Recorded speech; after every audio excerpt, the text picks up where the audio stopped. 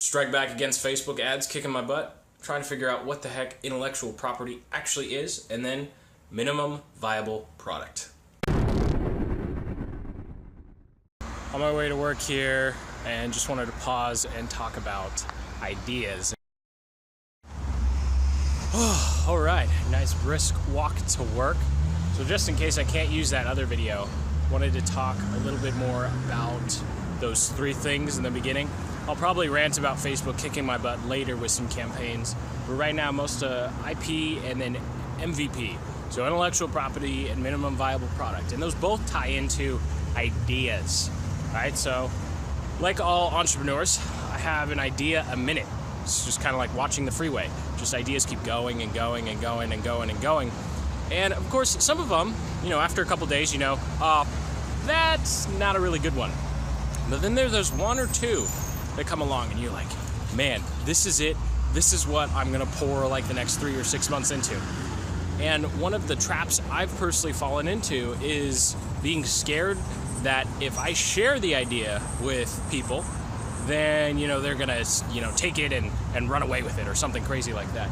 And really over the past, I think 48 hours after talking with multiple people, I went to an IP meetup the other day with a bunch of lawyers, talking shop, a bunch of stuff that just went way over my head. Glad I'm not a lawyer.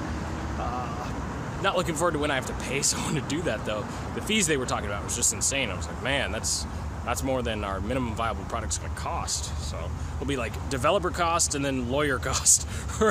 Those will be the first two, and then whatever's not left over, Jason gets paid, which will be close to that. Anywho, getting off track, talking about ideas.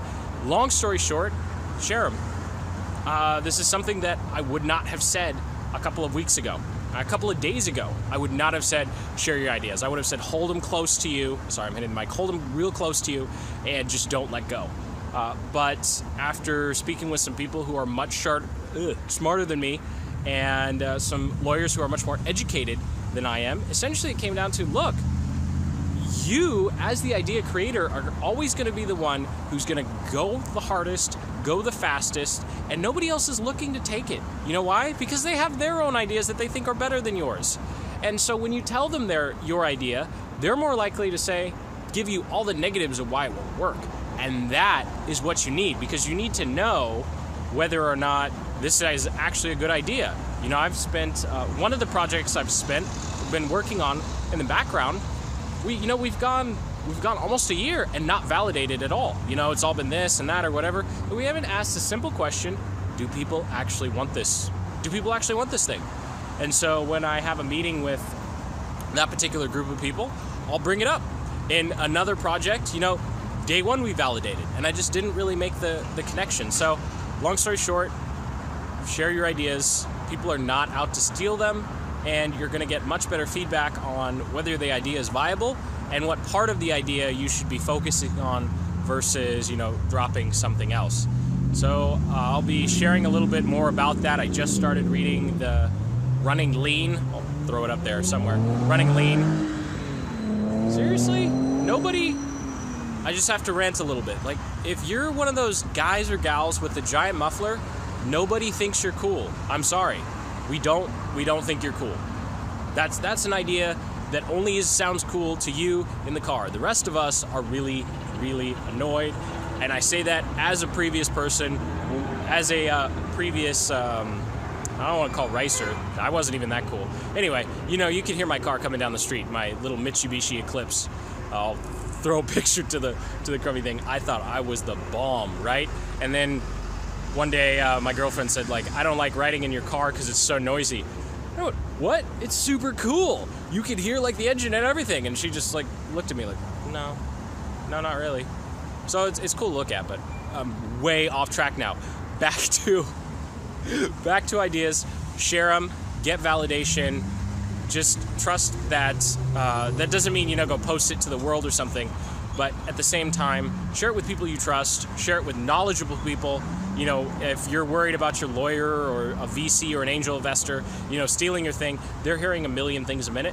So that 30 or 90 second feedback that they give you is going to be infinitely more valuable than the risk of someone, quote unquote, stealing it. So Oh, enjoying this nice sunny day here, and now it's time to get some work done and then meet with one of my co-founders.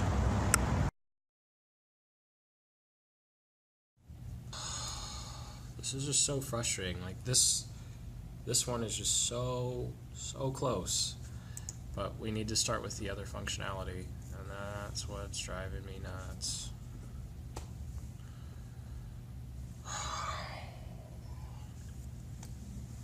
Well, I mean, we can have the functionality and stuff set up. It just wouldn't be customized. And what about? Because it sounds like we would have to develop that essentially from scratch. We can still use. But then we're back to asking about the time he has to look at integrating those two. So then we're back to the. That's true.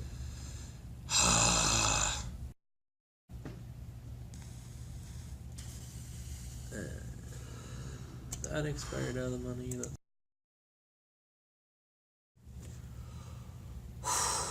Okay, 5-hour meeting over.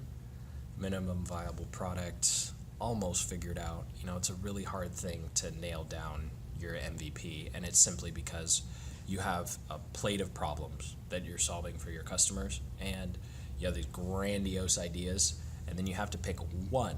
You have to pick one that's most representative of those plate of issues, and then you have to pick one that actually has a strong value proposition on its own. And that's where it becomes really hard. You know, figuring out how to validate your idea with the least amount of product building to start.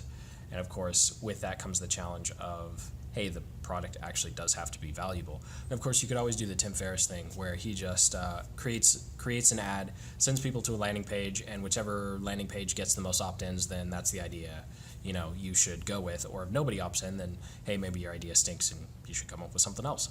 So, but of course that assumes that you know how to run Google ads or you know how to run Facebook ads. And if you don't, then you're probably going to get really skewed numbers because people aren't opting in because your idea stinks. It's because you don't know how to run ads or whatever. So definitely take that with a grain of salt. I always like to qualify that stuff. Anyway, it's been a long day, a lot of reflection to do, a lot of decisions to make. But as one of my good friends I was meeting with earlier said, you know, you got to make decisions fast. Otherwise, you're just going to be stuck in analysis paralysis.